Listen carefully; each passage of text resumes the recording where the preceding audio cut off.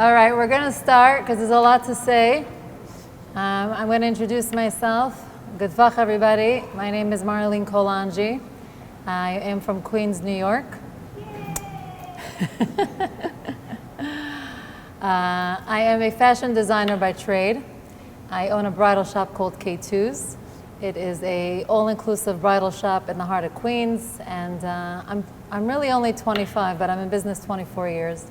2023 was a very big year for us. We were working 2 years tirelessly on expanding the business. And then October 7th happened, and life as I know it has come to an absolute and complete stop. In order to understand what I personally am doing up here standing in front of you today, I want to take you back to October 8th, 2023. I was privileged to be in Israel for Sukkot, visiting my daughter who was in seminary at the time. And the country was an absolute havoc. Everyone had one goal: get me home. Everybody just wanted out of Israel. And I had a very, very different agenda. I had my one and only child in Israel in seminary. And I had to decide what to do as a mother. Do I encourage my child to stay and accomplish that which she came for? Or do I bring her home where she feels safe and secure? So I sat her down. She just drove an hour to be here with us today. Thank you, Ariel. I sat her down and I said, Ariel, 9/11 happened. America is not safe. Who's to say it's not going to happen again? Now that Israel knows what the enemy is capable of doing, there is no doubt in my mind you are in the safest place in the whole world. You see, this war is not just targeting the Jews in the front lines of Gaza. This war is targeting every single Jew around the world, without exception. And we each have a job. For you, the job is clear. It's to sit here, to learn, to be part of the nation, to give back, to grow. Your mission is very clear. What my mission is at this moment, I'm not sure yet, but I'm sure I'll figure it out soon enough. She accepted. We both agreed it was the right move. She decided to stay, even though 60% of her school went home. I got my daughter ready and her friends. I took them shopping, stocked them up from what I thought would be a 2-week war. I benched her, and as I took my hands off her head, the sirens went off. Everything I had worked on to keep her calm went out the window within seconds. The entire school, 130 girls, were running for shelter. Hysterical. And I turn around and I look, and I'm the only mother in that room. And as a single mother, I couldn't help but worry about these children. They're crying, they're frantic, they're scared. What was I going to do as a mom to help assuage their fears? My daughter looked at me and she understood exactly what I was thinking. And she said, Mommy, go, they need you. So I went from girl to girl. I hugged them and I said, you need a mommy's hug, and you need a mommy's hug, and you need a mommy's hug. And I tried to fill in for the moms that were not there at that very moment. And we cried together. It was scary, I'm not going to lie. And then I came across one girl who I could not seem to console. She could not stop crying. And no matter what I did, no matter how hard I hugged her, she wouldn't stop. She just cried harder and harder. And I looked up above and I said, Hashem, who is hugging your children tonight? What if they lost a mother? What if they lost a father? What if they lost both parents? Could that even be? Would you even do that? And the first thing that popped up in my mind was the generation of the Holocaust, all these orphans that emerged from the Holocaust. So yes, he could do that. That thought haunted me for 12 nights.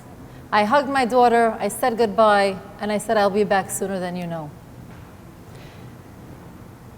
For 12 nights, I've called every single organization that I've ever heard of, did not hear of. I Googled, I searched, hi, are you taking care of orphans that lost both parents? Do you know if children lost both parents? Does anybody know what's going on?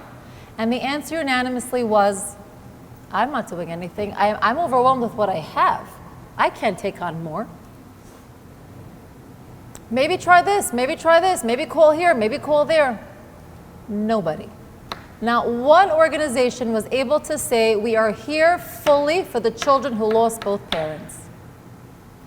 And that very moment in time, my mission became very clear to me. I am going to do whatever it takes to help the children who lost both parents. But what does that even mean? Who do I call? Where do I start? What do I do exactly? There was not one government official, there was not one agency, there was not one soldier, not one lieutenant who can direct me. I was fully on my own. The country was overwhelmed. There was so much uncertainty. I heard through the social media that there were 22 children that lost both parents. Those numbers were wrong. To date, we lost 41 children to date buried both parents. 41 children.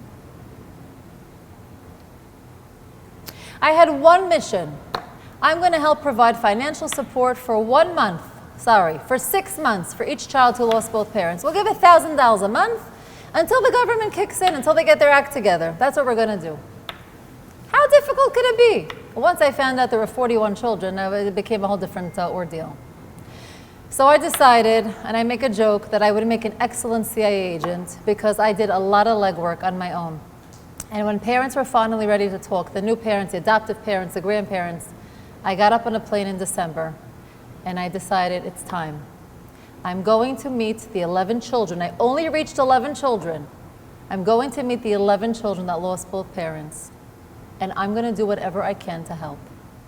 So I get on a flight, and I really don't have a hard time talking to people. And I see the El Al stewardess, and we start schmoozing. And she says to me, "So, are you excited to go to Israel?" And I started to cry. I said, "I've never felt more scared in my life." And she said, "Why? Are you concerned for safety?" I said, "Safety? Israel's the safest place to be." I said, "I don't know what I'm thinking. I'm going because I started this initiative to help children who lost both parents. But what am I thinking? Who am I that I think I have what it takes to make a difference? To help a child who lost an entire world? What am I thinking? I should turn around and go home. This isn't for me." And she looks at me with tears in her eyes. And she said, "You are exactly what this country needs. Israel needs people with heart. Israel needs people with soul. Israel needs people who care as deeply as you do, that you're crying, that you don't feel that you're eligible to go to Israel and help these children. Ali v'hatzlichi, may you rise and you may be successful." Until this day, every single time I struggle, I think of these women's words. And I say, I got this. I went to Israel 7 times in 7 months. I went to see the why. Why is my job needed? I went from home to home, from child to child, from destruction to destruction. What you see, what you hear is nothing in comparison to being there with these families. It's unfathomable what the loss was. Secular homes, from home, didn't make a difference. I went everywhere. And what did I see everywhere I went? I walked into Sandra Cohn's house from Be'eri. Sandra lost her mother-in-law at the safe room. They broke in. They killed her mother-in-law in front of her eyes. They then killed her husband in front of her eyes.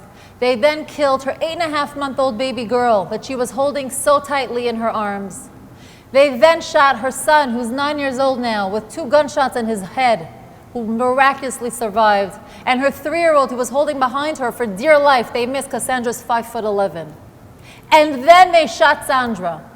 From shoulder to thigh, 5 gunshots. Till today, Sandra's in rehab. I went to visit Sandra and her 2 boys, and her 73-year-old mother's in the house. Sandra was just coming home from rehab. She's an outpatient. And her 9-year-old boy is sitting there like this. And I'm like, "Hey, ma nishma? What's up? בסדר, מה אתה עושה? Xbox. Oh, איזה כיף, how fun, what are you playing? I'm killing the enemy. And that just had me at, what? This boy has just witnessed the Holocaust. And how is he healing? How is he spending his time healing and getting stronger? He's playing Xbox and killing the enemy? This is what's going to be of our generation? You see, 80 years ago, when we witnessed the Holocaust, what did these children do who survived the Holocaust? They were a generation of orphans. What did they do? They built America. They built Israel with their bare hands. They built a country where we call home. They had the tools of survival that our children today do not have. So I'm watching this and I'm saying to myself, what's going to be of a generation tomorrow? If this is how the children are responding to pain, what's going to be, what does our future look like? So I continue to go from home to home, and I would say to the new grandmothers who are raising their grandchildren because both their children died, what is your grandchild doing to heal? What is he doing? Is he going to therapy? Is he talking to someone? What is he doing? He's playing Xbox. Ein li koach. I don't have the strength to say no. I don't have the heart. He lost everything. How can I fight him? And I said, this is not okay. You see, I came to Israel with one intention. I'm going to work for 6 months for free. I'm going to go from home to home and I'm going to give financial assistance to children who lost both parents. And that's what's going to be. I can't do more than that. I'm a single mom. I have my own bills. I have so much to do. And then I witnessed this. And it's not one child. It's dozens and dozens and dozens of children who are not taking the time to heal because they want to forget about that horrific day. So what are they doing? They're numbing their pain with their Xbox. So I stood there and I realized I have a job. But really, who am I? What makes me think that I could change the world? What makes me think that I have the power to heal these children? What makes me think that I'm better or different than the next person? Let them take care of it. Why me? At that very moment, I realized the country is suffering and hurting so deeply that they don't just need money to heal. They need emotional support. They need a hug. They need love. They need continuity. They need a commitment from us. It's so much deeper, the pain, than what we saw on surface. I couldn't sleep that night. And Hashem, I cannot make this up, He sent me the Yeshua that night. I get a phone call from a follower on Instagram, never spoke to before in my life. Marlene, you don't know who I am, but I'm following you for a long time and I'm blown away by what you do. I don't know how you keep up a full-time job and you come to Israel 7 times in 7 months. I want to be a part of what you're doing. I want to make a difference. How can I help you? What are you looking to do? You see, he has a company called Planet Israel. He does tours in Israel for people coming from abroad. I have a family coming in from Los Angeles. They want to make a dedication in honor of their daughter's bat mitzvah. They want to donate $18,000, and I feel there's no better place to give it to but to your organization. I said, that is beautiful. I am so humbled and so touched. You know what? That's going to save me 1 full month of fundraising. We'll use $18,000 to help support 18 children. I started with 11, but at that point, there was 28 kids already. And he said, no. I'm following you long enough to know that you're thinking of something that's stopping you because maybe you don't have the money to do it. What is it that you really want to do that you cannot do right now? Hashem paved the way for me. And I said, you see, I'm going from home to home. I'm watching the pain, I'm watching the destruction, I'm watching what our children need, and they need so much more than just money. They need a home, they need stability, they need a play therapy center. A what? We don't have that in Israel. That's exactly why we're going to open one up. We're going to open up the first play therapy center in Israel. A space where children are going to come to for comfort, to heal, to feel validated, to feel that they're not the only child who lost both parents. It's going to be a space where these children are going to thrive and they're going to feel loved and cared for. And we're going to create it. $18,000 is not going to cut it, but at least we'll get the ball rolling. He's like, done. But how are you going to do this? You live in America. The country's here. What exactly are you going to do to make this happen? I said, I made friends with people in high places. I called the mayor of Ofakim. Ofakim is Ir Shel Giborim, and the most incredible city in Israel, in my opinion. And I called the mayor and I said, listen, I have an idea for you. I want to help your children. I need you to help me make it happen. You know what their answer was? Maze. Maze play therapy. I'm like, you play, you have fun, you tell how you feel, you express yourself. He's like, לא מבין, אבל okay, בסדר. Sounds good. I have news for you guys. I was in Israel twice in the month of June. I'll tell you in a minute why. 3.5 weeks later, I'm a fashion designer, I'm not an educator. I opened up Israel's first and only play therapy center. It is the most incredible space, not because I have what to do with it. It's a space for mothers who are survivors, who are warriors, to come and heal with their children. Do you know why I worked so hard to have mothers and children to come to the same space? Because these mothers are facing guilt every single day. Their children remind them, did you not think of me when you let Abba walk out of the house with a bat without a gun? That he may not come home and I may not have an Abba anymore? And these poor women have to live with that guilt. I wanted a space where these moms can make new connections with their children, where they feel that it's not my fault, but I'm doing the best that I can. Ofakim, Ir Shel Giborim. I have 34 orphans there who meet on a weekly basis, according to age, with their mothers. And the mothers have their own therapy going on, and the children have their own therapy going on, and we do trips for them. It's really incredible. And how did it start, guys? From a donation of a bat mitzvah girl, a child who wanted to make a difference, a child who understood my simcha is not whole if there's a child in Israel who's suffering. I want to make a difference. And boy, did she make a difference. In her honor, I named the space Project Emma, because I wanted her to always feel proud of what she did. We're here to empower our youth, and that's what we did. Her parents weren't so happy with me, but Project Emma is a real space for 34 children, which now we, Baruch Hashem, call home. I want to share with you a story about Ye'ari Vigler. If you all remember, 2 months ago in Yaffo, there was a shooting, and they shot a mother who was holding her baby, 10-month-old baby. The story is actually quite fascinating. If anybody here is a dog owner, you'd appreciate this. Every single night, Einat took the baby and the dog for a walk. And the big dog, Kapara, sensed some noise. And he jumped in front of the baby, the mother was holding at the time. He dodged 2 bullets so the baby wouldn't dodge the bullets. The mother got a sniper shooter who shot her in her head. She used her hands, she cradled the baby fell onto the dog saved the baby's life. Ye'ari is a medical school student, 28-year-old guy. He said, Marlene, I had to learn when my child was hungry. See, my wife nursed. I didn't know the cues. I didn't know when it was time to put the child to sleep. I had to start from scratch. It's me and little Ari. And I said to him, yeah, Ari, I came to tell you you're not alone. Every single month to your doorstep, you will get diapers and wipes and formulas and vitamins and milestone toys. Whatever your child needs, he will get to his doorstep bi-weekly. You're not alone. Your brothers and sisters in America care deeply for you. And we're going to be by your side.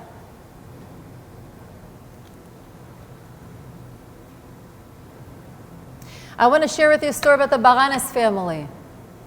When Lebanon decided to strike Israel, one of the very first days, they threw a rocket onto a car that killed both parents instantly, the Baranes parents. They left behind 18-year-old Matan, 16-year-old Shira, and 13-year-old Ido, who just had his bar mitzvah 3 weeks before. Now, I was in Israel in June, opening my play therapy center. I had just gotten back from Israel, and 3 days later, this happened. I'm watching the funeral with my father in the country, and brave Matan gets up, and he says, Abba, Ima, I got this. Tetchem l'shalom. I will be the mother and father to these children. I promise you I won't disappoint you. You can go and rest in peace. And I look at my father and I say, no, this can't be it. This cannot be the new norm. This cannot be okay. You see, we founded an organization. Well, at that time it was an initiative, but we founded an initiative to help children who lost both parents. How can I let Matan think that he's in this world by himself and he's responsible? I have an opportunity to go now and be menachem avel him. I have an opportunity to reassure him he's not alone. And my father looks at me with a straight face and he says, Marlene, you can't just keep running to Israel every time something happens. We're in the middle of a war. Things are going to keep happening. You can't just get up and leave all the time. I said, Abba, our brothers and sisters are suffering. How do I let him suffer alone? I said, not only that, I have to go help the people who lost physically and mentally both parents. There's so many children in Israel who lost both parents on a mental level, and they feel alone.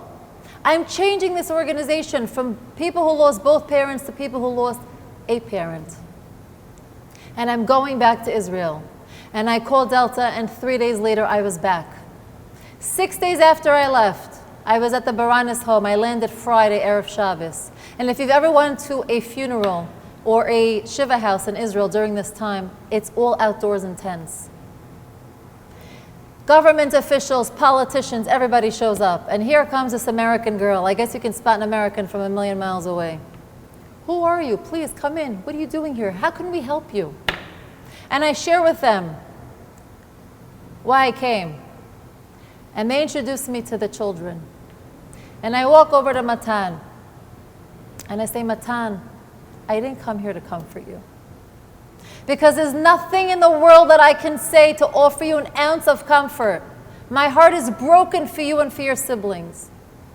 But I did fly all this way to tell you one thing. I watched the funeral, and I watched you speak. And let me tell you, you blew me away. But Matan, you got this all wrong.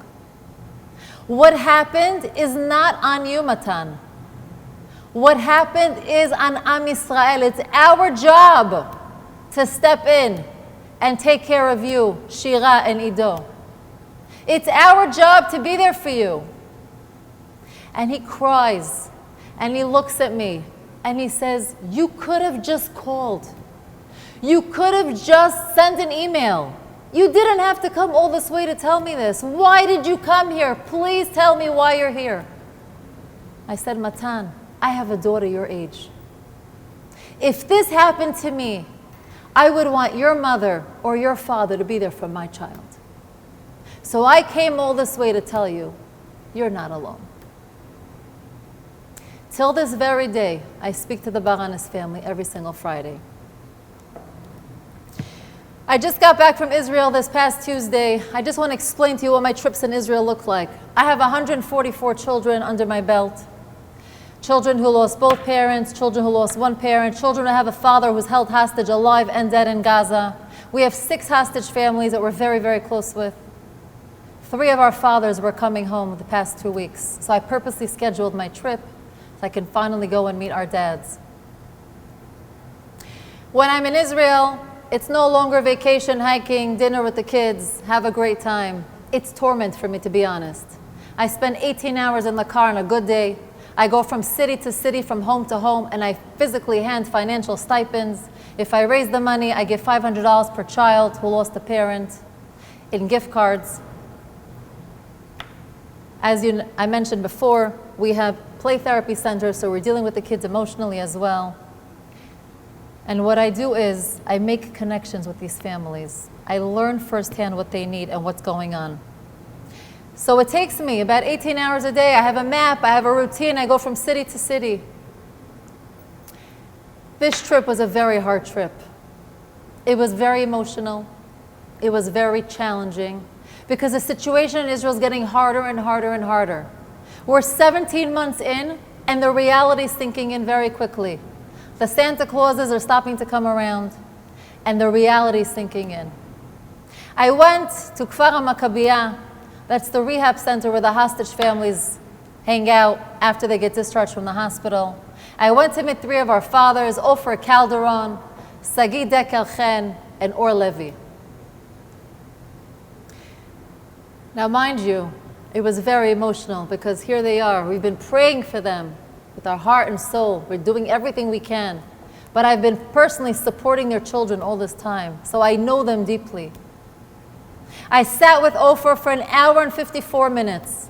He had so much to share. You don't want to hear his stories. You won't sleep again, I promise. And he was just touching the tip of the iceberg.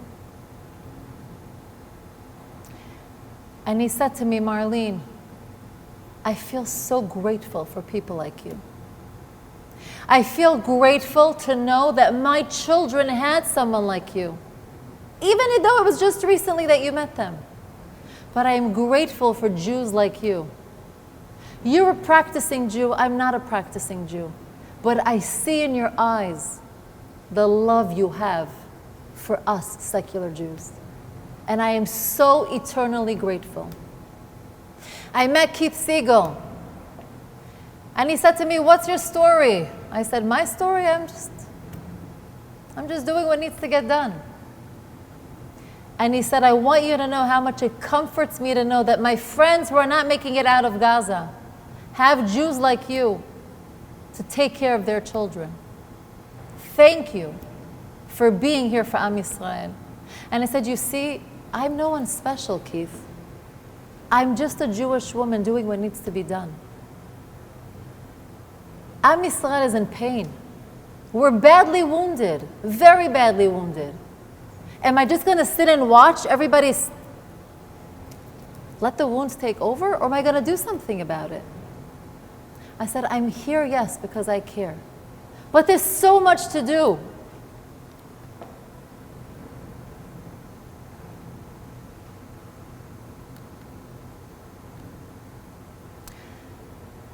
I sat with Yarden Bibas on Monday.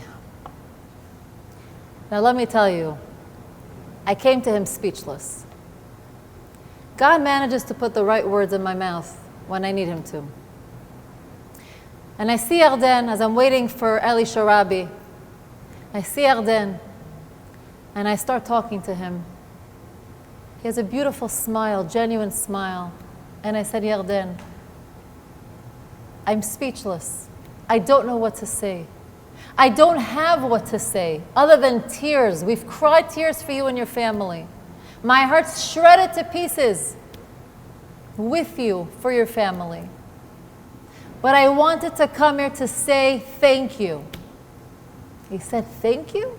What are you thanking me for? I said, Yarden, before October 7th, we were the most divided nation.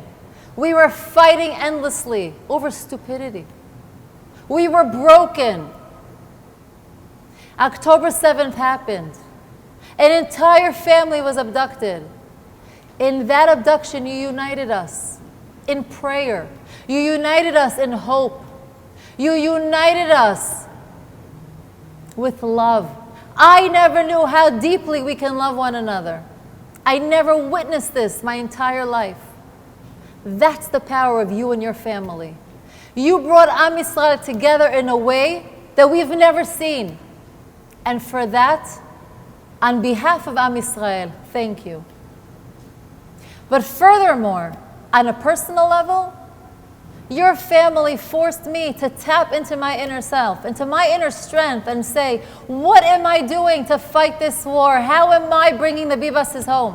What am I doing to make a difference? And this is how this organization started, because of you and your family. So thank you. He was so grateful. You know what he said to me? I'm sitting Shiva a full week. This is the comment that warms my heart the most. I feel so loved right now. Thank you. Thank you for saying these kind words to me. I speak a fluent Hebrew, but I couldn't say it in Hebrew. I had to say it in English. Am Yisrael is suffering on very deep levels, but at the same time, they need you and they need me by their side. I went to Ashkelon because I'm opening up 2 more play therapy centers. And before I get to that, I want to tell you why. When I was for the very first time at the play therapy center, I met a little girl. I never saw her before because financially we don't support her. I see her and she's in a lot of pain. Now again, I'm not in chinuch, but when I see a child in pain, I know a child's in pain. So I bend down to her shoulder, I put my hand on her shoulder, I give her a big smile and I say, hi, beautiful. And she looks up at me with a half a smile and she says, hi. And her father went crazy on me as if I committed some crime. And he calls me outside. He goes, you must come outside. I must share with you my story. I have to tell you what just happened. You see, my son was in the army on October 7th. And because he's a first-year student, a first-year soldier, sorry, they take away his weapon when he comes home. October 7th happened. He had no weapon on him. He went out with his bare hands and he killed 3 terrorists. And my wife left the shades open in the kitchen so she could see what's going on. And she saw a sniper shooter shoot my son and drop dead right in front of my house. And my wife never recovered. And she left after the Shiv'ah and she checked herself into a mental institution. She's no longer with us. I had no choice but to leave my job and to take care of my 9-year-old daughter and my 12-year-old son. You were the first person to acknowledge my daughter in pain. You saw my daughter, you saw how she's feeling, you connected with her. You understood that she needs so much more than just a project. She needs a friendly hello, she needs love, she needs a tap on the shoulder, she needs a hug. Thank you, Marlene. I was told that you're only keeping this play therapy center open until December. You don't have enough funds, I understand. But how can you close this place down? How? This is just my store. Imagine the 34 children. Each child has a story. Where do you can't go, you can't close. And I look at him with a calm and straight face. And I said, Mr. Hassan, we're not going anywhere. The Play Therapy Center will be open the entire year, and we will be there for your children, and not just for these children, but we're going to open up more play therapy centers. And I walk straight to the mayor's office, and I say, not going to believe what just happened. And the mayor's wife says to me, that's not possible. We tried everything.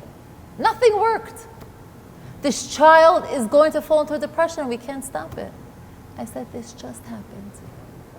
I saw it. We're not going anywhere. I will manufacture the money if I have to. I will find a way.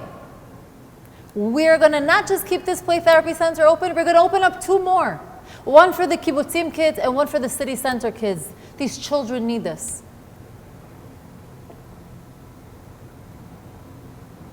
But you see, I can go on and share stories with you because it's been 17 months that I've been on the ground. I've been to Israel 10 times this past year. And I'm not talking a day or 2. I'm talking 3 to 4 weeks every time I go. My shortest trip was this past trip. I was there for 8 days. And I accomplished a tremendous amount. And no matter how much I accomplish, I feel that I don't accomplish enough. I sat with the mayor of Ashkelon on Monday. He's eating up this project. Please, I need you for kids before October 7th. I said, I don't have the means or the manpower to do so. I haven't been to work in 17 months. I haven't supported my family in 17 months. I have lived every day trying to make a difference.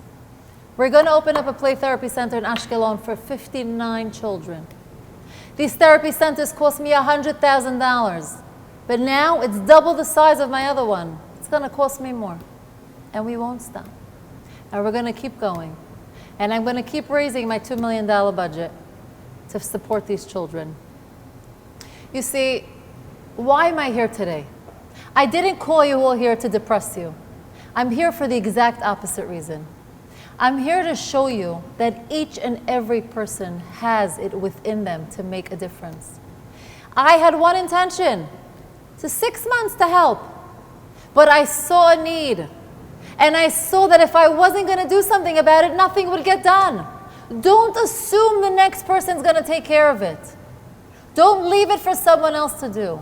If you think of something, act upon it.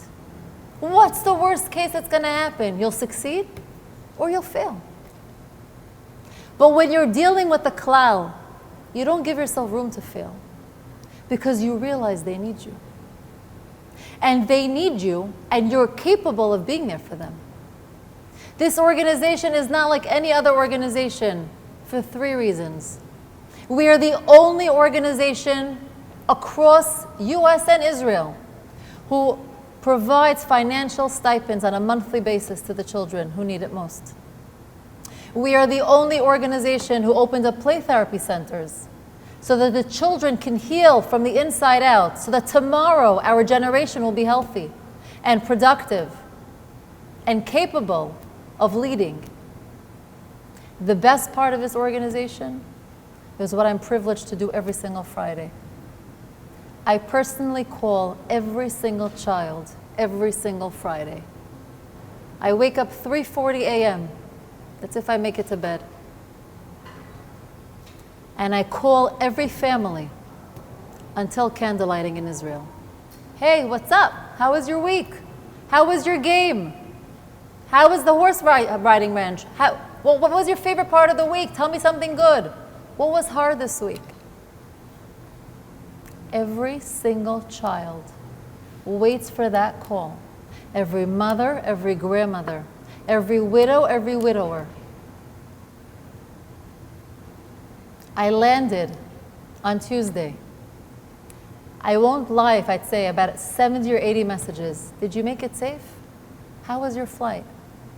I fostered a sense of family. But why did I do that? Because there was a need. I tried to fill in the need. You see a nation in pain. They don't just want trips or birthday cakes or God knows what. They want a connection. They want to feel loved and cared for. They want to feel validated. They want that Shabbos phone call. They're secular Jews. But Shabbat Shalom means something to them now. Not just that, these weekly phone calls, it allowed us to do things I never thought in my life I'd be doing. We made a bris for a kibbutznik. They don't do proper brisim. We made a proper bris for a kibbutznik whose father's held till today in Gaza, killed. The mom was having her 4th child. And I called her up one day and I said, Ella, how do you feel if we actually did a brit milah for your newborn son in honor of your husband? No kibbutznik would ever say yes to that. I held my breath to the day of. And I realized, this is hard for them. She may just say, I'm sorry, I'm not pulling through. We made her the most lavish bris. Everybody showed up. The entire Near Ost showed up. And every single Friday, I FaceTime Ela and her kids, and I wish them a Shabbat Shalom. This past Monday, Racheli Derry, her husband was killed in Gaza from a makeshift RPG that an Arab child made. If you walk into Racheli's house, you'll see post-its all over the house. I love you, have a great day, you mean the world to me, whatever it is, all over the house, there's notes. Racheli got up from Shiva and she said to her sister, if I know Sadia well, her husband, he for sure left me a present in this house. So she went and took a pregnancy test and she found out she was pregnant. I'm speaking to Racheli for 7 months and I have no clue that she's pregnant. I speak to her every Friday. She shows up to my hotel 6.5 weeks ago. And there stands a pregnant, very pregnant woman. And I look at her, I'm like, this can't be her. And she looks at me and she goes, hi, Marlene. And I'm like, oh my God, why would you do this? How could this be? 51 or 52 women had babies after their husbands were killed. And I went to the Brit on Monday, and it was so hard to be there. I'm not gonna lie. I'm always a strong one. I come to give them strength, right? I come to make the family smile. I come to give them chizuk. Monday, I fell apart. When I watched Racheli Derry say Shehechianu on her baby boy, I lost it. And I went over to Racheli afterwards and I said, Racheli, I'm so sorry. I've been so strong for you all this time. Today, I broke down. I couldn't be who you needed me to be here for you today. It was so emotional to watch. I am so proud of you, Racheli. You're stronger. Today I saw your strength. Today I saw that Sadia must have stood by your side and gave you kochos you never knew you had. Today I felt so deeply your loss because I realized what a power couple you and your husband must have been. I'm sorry that I couldn't deliver today. And she said, Marlene, today this is who I needed you to be. I needed you to break down today. I needed that for me.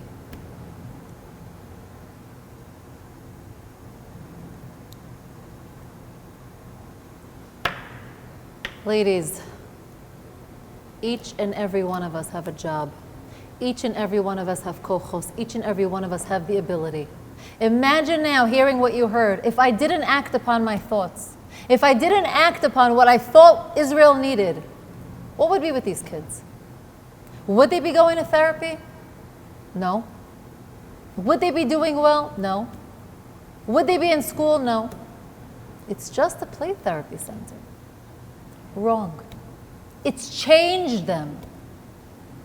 It ignited a spark in them.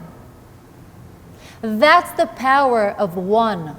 I shared with you the power of one. Now I encourage you to think of the power of the klal. If each and every one of us stood up here and said, I will do something. I will take upon myself something. I will help in whichever which way I can. Imagine how much light we create in this world. It's dark. It's scary. But you have the power to ignite with your own light in your own way. You need to be that light. You need to shed that light. You don't have to open up play therapy centers. And you don't have to go to Israel every month. But deep down inside, you have to ask yourself, what am I doing to make a difference? If whoever's here, if you're a mother, if you're a grandmother, then by default you're a leader, right? By example, you show your children how to live their life. By you taking action, by you creating the light, it's not necessarily that they're benefiting, you're benefiting. You're creating leaders. Your children are watching, they're taking notes. And they realize, I have a job to do. Be that light. When each one of us step together and we create light, the darkness doesn't seem so dark. I have witnessed so many families who are ignited now. I have mothers who lit candles for the first time. Kibbutznikim. I have free pass into Be'eri. They joke with me all the time, you're the only Orthodox Jew who doesn't need permission to come. You know why? I don't judge. I'm just there for them. I show them they matter. I show them I care. I show them they're loved. And I tell them all the time, it's not just me, I'm just representing. It's an army of donors behind me who are making this happen. So I urge you, I leave you with one question. What are you, Jewish women, doing today to fight this war? How are you turning on that spark to make a difference? Stand tall, stand proud, stand strong with your brothers and sisters. They need you now more than ever, I can assure you that much. Am Yisrael Chai. May each and every one of our hostages come home alive. May we be able to celebrate a Sudat Hodaya with them together, Emir Hashem with Vias Mashiach, and we should all be able to realize that we have the ability to give, and from today, take upon yourself a Kabbalah and start giving. Thank you for coming. If you have any questions, I'm happy to answer.